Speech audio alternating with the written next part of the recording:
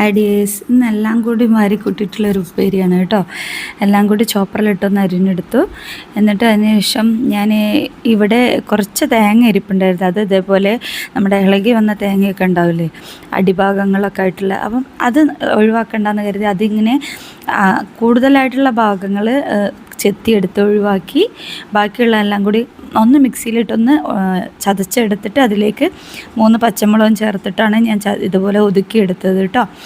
എന്നിട്ട് നമ്മൾ ആ ഉപ്പേരിയിലേക്ക് ചേർത്ത് കൊടുത്തത്. ഉപ്പേരി വെക്കുമ്പം വെളിച്ചെണ്ണ ഒഴിച്ച് കടുക് പൊട്ടിച്ചിട്ട് നമ്മൾ ഇതൊക്കെ സാധനങ്ങളിട്ട് വേവിക്കുമ്പം നമ്മൾ ഈ തേങ്ങ ഇടാതെ വെച്ച് കഴിഞ്ഞാൽ മൂന്നും കൂടി ഒരു ബ്ലെൻഡ് ആവാത്ത പോലെയാണ്.